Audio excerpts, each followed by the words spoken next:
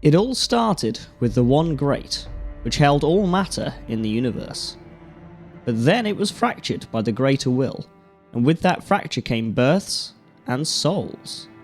Life would spread across the cosmos to distant worlds, and one of these worlds saw its abundance of souls locked away within fire, hidden away until it was discovered by 4 beings. From this fire came light, life, and bounty.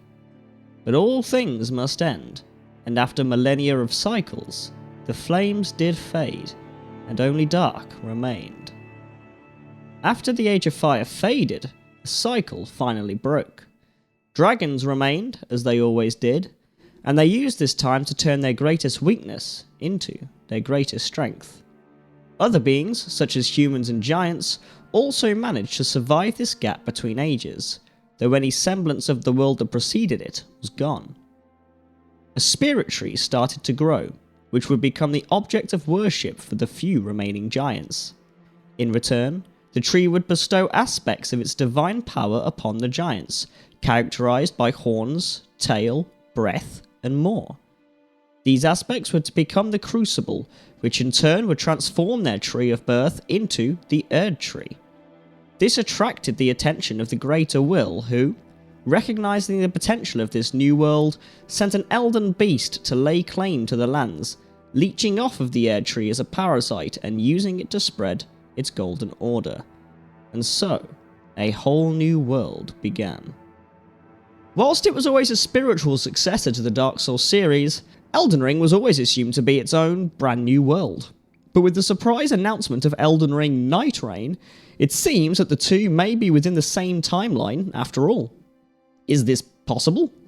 Well, let's take a look at some potential evidence, though I do strongly urge you to take absolutely everything that I present within this video with a huge pinch of salt, like an entire handful of salt, because this is all very speculative.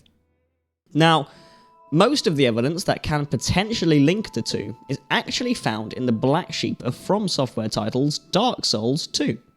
We're going to start with spirit trees, a wholly undeveloped piece of lore within the Souls series. Spirit trees were said to be sentient life forms which possessed divine power.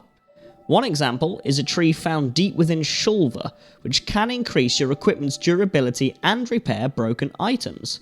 And in Dark Souls 3, we come across the curse-rotted Greatwood, a spirit tree used by the residents of the undead settlement to seal away their curses. Eventually, they overcame the tree, rotted it from the inside, and they warped it into the abomination that we fight in-game. This is the first evidence of the importance of trees within these games, and it could very easily be argued, in my opinion, that the Erd tree in Elden Ring began as a spirit tree. It would already have had divine power, which was then augmented by the Crucible to form the Erd tree. And spirit trees also bring us onto the next tenuous link between the games. The description of the spirit tree shield in Dark Souls 2 talks about a spirit tree that appears in the allegory of Kella, god of dream. Kella, of course, is an extremely similar name to Miquella, one of Elden Ring's most important characters. But how could they affect or even be known in a time so distant before he was born? Well, we know from Dark Souls 1 that time becomes increasingly convoluted as the fire fades, and people from different times, different ages, can be drawn together. We see it in Dark Souls 3 as well. So could Miquella, or some aspect of him, have been transported back as far as the time of Drangleic? Indeed, we know that Miquella is also Saint Trina, who is said to visit people in their dreams. Given Miquella's obvious connection to dreams in Elden Ring, and the fact that the god of dream within Dark Souls 2 is called Kella, it's not unreasonable to think that a convoluted flow of time could have allowed Miquella to enter the dreams of those who existed long ago.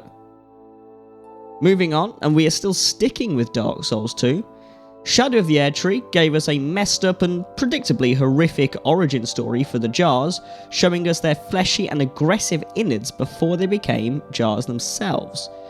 But do they have ancient ancestors in the form of the Cursed Jars, primarily found in the shaded ruins in Dark Souls 2, among other locations?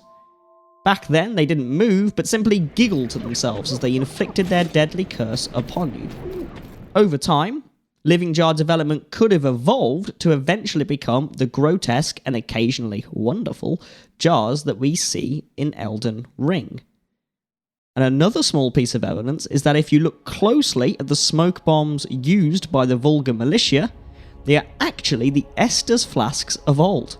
The same size, the same shape, everything repurposed from a replenishing drink of health to a blinding and potentially fatal smoke bomb.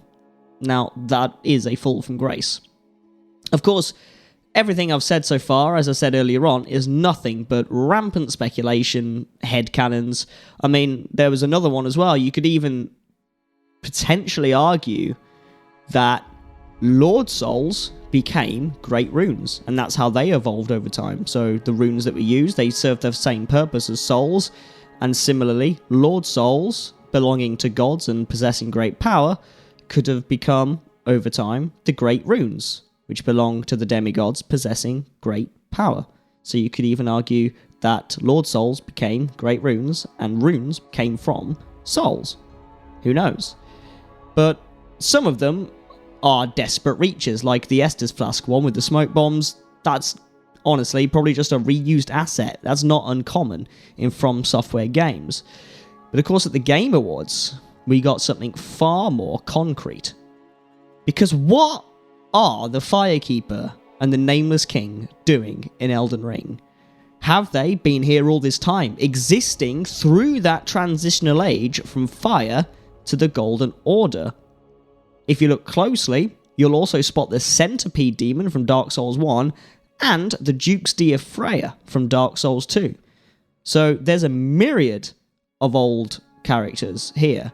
And just to quell any doubt at all, it wasn't just the Elden Ring social media accounts sharing this trailer. The official Dark Souls account on X, or Twitter, whatever you still want to call it, also shared it with the caption, "In the night, ancestral foes await, remnants of a fire that once burned bright." Now, the last tweet from that account that wasn't a promotional retweet or about server maintenance was literally years ago. Years ago. This is its first proper tweet for years, talking about ancestral foes and a fire that once burned bright. How much clearer could they be making it that there is definitely a connection here? I mean, on that basis alone, it does somehow appear now that beyond all the jokes that have been made, Elden Ring truly is, in fact, Dark Souls 4.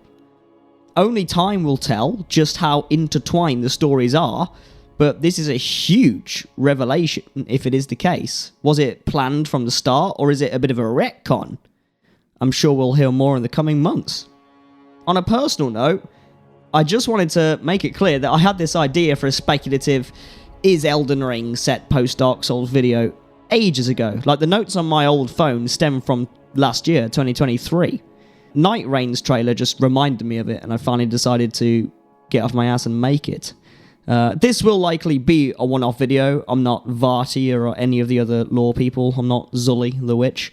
But it was just something I wanted to make. I had the idea for a long time about this whole joint Dark Souls to Elden Ring thing, but I never really bothered with it until the Nightreign trailer came out, and, well, here we are. So, I can't wait to find out. Let's find out together. So, thank you for watching, and take care. Goodbye.